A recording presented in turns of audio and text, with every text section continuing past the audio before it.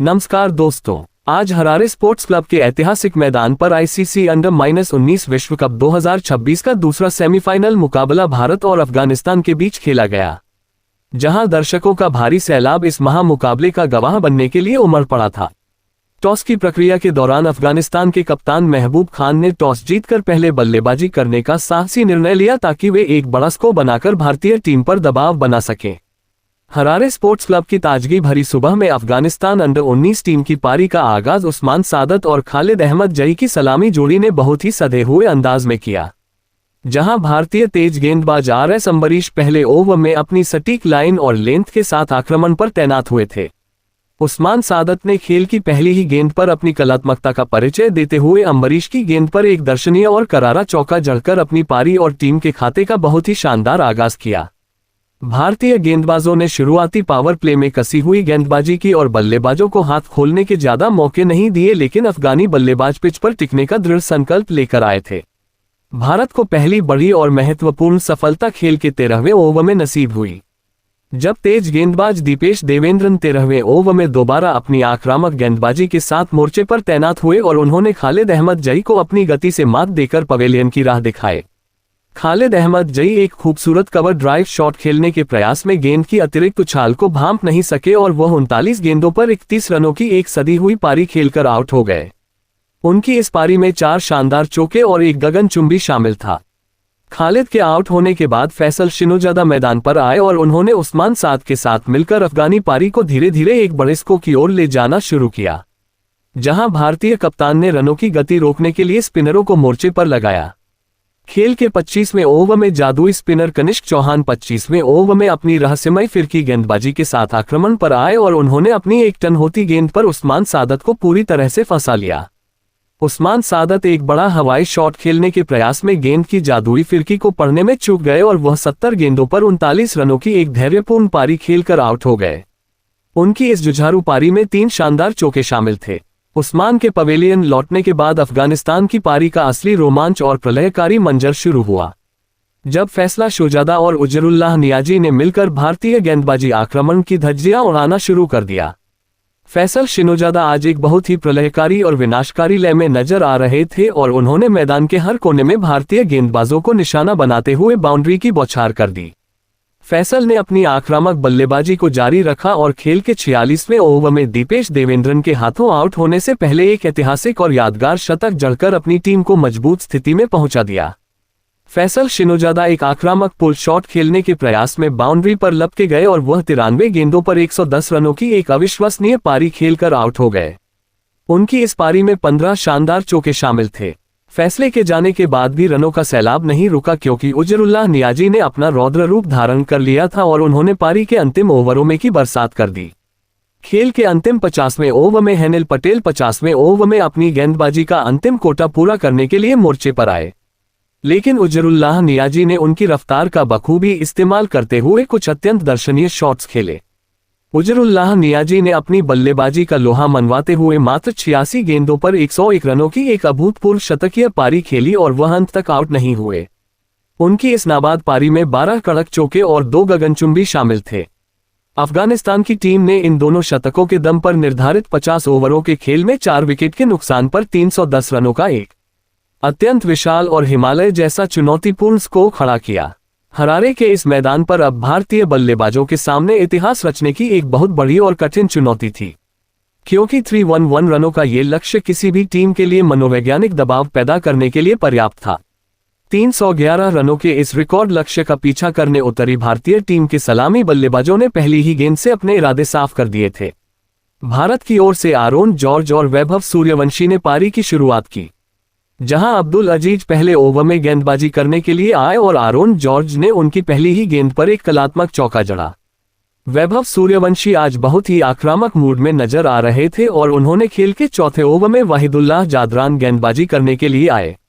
जहां वैभव ने उनकी गेंदों पर एक चौका जड़कर भारतीय स्कोर को तेजी प्रदान की। वैभव सूर्यवंशी ने अपनी विध्वंसक बल्लेबाजी जारी रखी और मात्र 24 गेंदों पर अपना तूफानी अर्धशतक पूरा किया, लेकिन नूरस्तानी उम्र जई 10वें ओवर में गेंदबाजी करने के लिए आए और उन्होंने वैभव को आउट कर दिया। वैभव सूर्यवंशी पुल शॉट खेलने के प्रयास में 33 गेंदों पर 68 रन बनाकर आउट हो गए। उनकी इस पारी में 9 चौके और 4 शामिल थे। वैभव के जाने के बाद कप्तान आयुष महाइत्रे मैदान पर आए और उन्होंने आरोन जॉर्ज के साथ मिलकर अफगानी गेंदबाजों को बैकफुट पर धकेल दिया। जहां खेल के 21वें ओवर में रूहुल्लाह अरब 21वें ओवर में अपनी स्पिन गेंदबाजी के साथ मोर्चे पर तैनात हुए। आयुष महाइत्रे ने अपनी सिग्नेचर बल्लेबाजी का प्रदर्शन किया और 23वें ओवर में 1 रन लेकर अपना अर्धशतक पूरा किया, जहां वह 52 रन पर नाबाद थे। आरोन जॉर्ज भी दूसरे छोर पर चट्टान की तरह डटे रहे और उन्होंने 21वें ओवर में एक शानदार चौका जड़कर अपना अर्धशतक पूरा किया, जहां वह 50 रन पर नाबाद थे। भारत को दूसरा झटका खेल के 27वें ओवर में लगा जब नूरस्तानी उमरजई 27वें ओवर में दोबारा गेंदबाजी करने के लिए आए और उन्होंने आयुष महाइत्रे का विकेट झटक लिया। आयुष महाइत्रे फ्लिक शॉट खेलने के प्रयास में 59 गेंदों पर 62 रन बनाकर आउट हो गए। उनकी इस पारी में 5 चौके और 4 शामिल थे। हरारे स्पोर्ट्स क्लब के मैदान पर जब अंपायरों ने 30वें ओवर की समाप्ति का इशारा किया तब भारतीय अंडर-19 टीम एक अत्यंत सुखद और मजबूत स्थिति में खड़ी नजर आ रही थी, जहां स्कोर बोर्ड पर टीम का स्कोर 2 विकेट के नुकसान पर 29 रनों के एक अत्यंत विशाल और प्रभावशाली आंकड़े तक पहुंच चुका था। भारत ने इस चुनौतीपूर्ण लक्ष्य का पीछा जिस निडरता और बेबाकी के साथ किया, उसने अफगान खिलाड़ियों के चेहरे पर निराशा की लकीरें साफ कर दी थी, क्योंकि अब जीत का रास्ता बहुत ही सुगम और साफ नजर आ रहा था। क्रीज पर सलामी बल्लेबाज आरोन जॉर्ज किसी चट्टान की तरह अडिग होकर डटे हुए थे और उन्होंने अपनी बेहतरीन तकनीक और संयम का अद्भुत नमूना पेश करते हुए 79 गेंदों पर 77 रनों की एक अत्यंत शानदार और प्रभावशाली पारी खेल ली थी, जहां वह इस समय भी क्रीज पर नाबाद थे। आरोन जॉर्ज की बल्लेबाजी में वह आत्मविश्वास साफ झलक रहा था जो किसी भी बड़े लक्ष्य को छोटा करने के लिए आवश्यक होता है, और उन्होंने अफगान स्पिनरों को मैदान के हर कोने में खेलकर थका दिया था। आरोन जॉर्ज के साथ दूसरे छोर पर युवा बल्लेबाज विहान मल्होत्रा भी अपनी पूरी लय में नजर आ रहे थे और उन्होंने क्रीज पर आते ही अपनी आक्रामक मंशा साफ कर दी थी, जहां वे 10 गेंदों पर 12 रनों के व्यक्तिगत स्कोर पर बहुत ही आत्मविश्वास के साथ नाबाद क्रीज पर डटे हुए थे। इन दोनों बल्लेबाजों के बीच के बेहतरीन तालमेल और तेजी से रन चुराने की कला ने अफगान कप्तान महबूब खान को पूरी तरह से विवश कर दिया था और उनकी सारी फील्डिंग सजावट इन दोनों बल्लेबाजों के सामने विफल साबित हो रही थी। अफगानिस्तान ने अपनी पारी में जो 310 रनों का पहाड़ जैसा स्कोर खड़ा किया था, वह अब भारत की इस प्रचंड बल्लेबाजी के सामने पूरी तरह से बौना और छोटा साबित हो चुका था, क्योंकि भारतीय बल्लेबाजों ने पावर प्ले से ही रनों की रफ्तार को कभी गिरने नहीं दिया था। मैच के समीकरण अब पूरी तरह से भारत के पक्ष में झुक चुके थे, क्योंकि भारतीय टीम को अब आईसीसी अंडर-19 विश्व कप के ऐतिहासिक फाइनल में अपनी जगह पक्की करने के लिए अंतिम 120 गेंदों पर मात्र 82 रनों की मामूली दरकार थी। अफगानिस्तान के गेंदबाजों के पास अब कोई भी ऐसा हथियार नहीं बचा था जिससे वे भारतीय बल्लेबाजों को रोक सके और मैचअप पूरी तरह से भारत की मजबूत मुट्ठी में नजर आ रहा था, जहां स्टेडियम में मौजूद हर एक दर्शक भारतीय टीम की इस शानदार वापसी का जश्न मनाने के लिए तैयार था। टीम के ऑलराउंडर दीपेश देवेंद्र, जिन्होंने अपनी घातक गेंदबाजी से अफगान बल्लेबाजों को परेशान किया था, वे भी ड्रेसिंग रूम में अपनी बल्लेबाजी का जौहर दिखाने के लिए पूरी तरह तैयार होकर इंतजार कर रहे थे।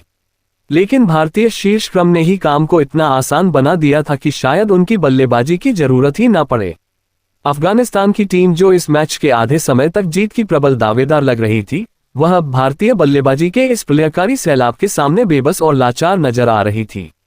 जहां हरारे का यह मैदान भारतीय युवा सितारों के पराक्रम का गवाह बन रहा था। रात की ठंडी हवाओं के बीच भारतीय खेमे में उत्साह और जोश का माहौल साफ देखा जा सकता था, क्योंकि वे अब फाइनल के उस महान मंच से मात्र कुछ ही कदम दूर थे जहां उनका मुकाबला खिताब की रक्षा के लिए होने वाला था। हरारे स्पोर्ट्स क्लब के मैदान पर खेल का असली रोमांच और उस महासंग्राम की पराकाष्ठा 30वें ओवर की समाप्ति के बाद शुरू हुई, जब भारतीय टीम को ऐतिहासिक जीत दर्ज करने और फाइनल का टिकट कटाने के लिए अंतिम 120 गेंदों पर मात्र 82 रनों की दरकार थी। सलामी बल्लेबाज आरोन जॉर्ज क्रीज पर एक अभेद्य चट्टान की तरह जमे हुए थे और उनके चेहरे पर जीत का अटूट विश्वास साफ झलक रहा था। खेल के 31वें ओवर में अफगानिस्तान के सबसे भरोसेमंद तेज गेंदबाज नूरस्तानी उमरजई 31वें ओवर में अपनी तेज गेंदबाजी का अंतिम और निर्णायक स्पेल डालने के लिए मोर्चे पर तैनात हुए, लेकिन आरोन जॉर्ज ने उनकी पहली ही ओवरपिच गेंद पर सामने की ओर एक गगनचुंबी और दर्शनीय जड़कर अफगानी खेमे को ये साफ संकेत दे दिया कि आज वह किसी भी गेंदबाज को बख्शने के मूड में नहीं है। आरोन जॉर्ज आज अपने करियर की सबसे बेहतरीन और यादगार पारी खेल रहे थे, जहां उनका हर एक शॉट पूर्णता की मिसाल पेश कर रहा था। खेल के 34वें ओवर में अब्दुल अजीज 34वें ओवर में दोबारा अपनी तेज रफ्तार गेंदबाजी के साथ आक्रमण पर आए ताकि रनों की इस बहती गंगा पर लगाम लगाई जा सके। हालांकि अरुण जॉर्ज ने अजीज की 2 लगातार गेंदों की रफ्तार का बखूबी इस्तेमाल करते हुए 2 अत्यंत शानदार और कड़क चौके जड़कर अफगानी गेंदबाजों के मनोबल को पूरी तरह से चकनाचूर कर दिया। पूरा स्टेडियम आरुण के नारों से गूंज उठा था और हरारे की हवाओं में केवल भारतीय प्रशंसकों का शोर सुनाई दे रहा था।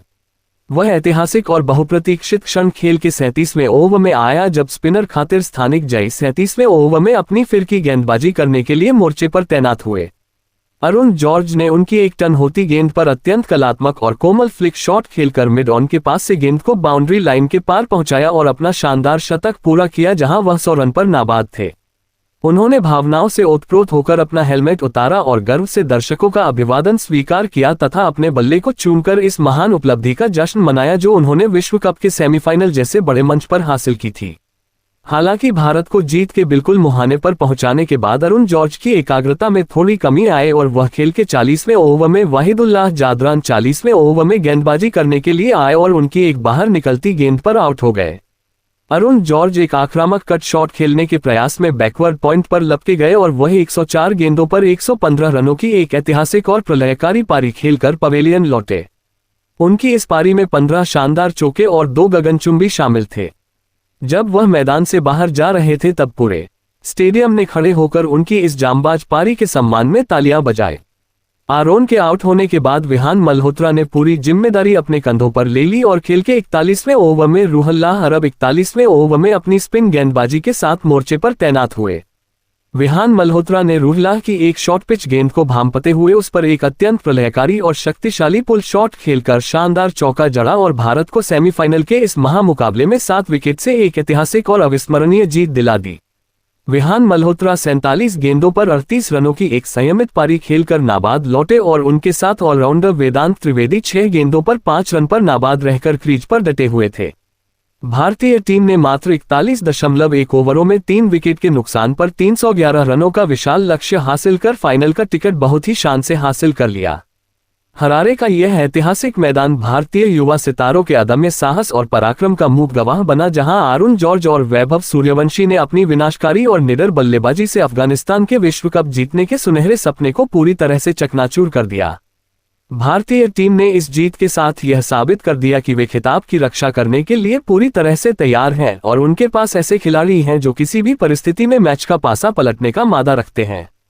तो दोस्तों, आपको क्या लगता है कि क्या भारत की यह अत्यंत प्रतिभाशाली और ऊर्जावान युवा टीम अंडर 19 वर्ल्ड कप के फाइनल में भी अपना यही दबदबा बरकरार रख पाएगी और विश्व विजेता बनकर देश का नाम रोशन करेगी? आप अपनी कीमती और महत्वपूर्ण राय हमें नीचे दिए गए कमेंट बॉक्स में जरूर बताएं। आपके सुझाव हमारे लिए बहुत मायने रखते हैं।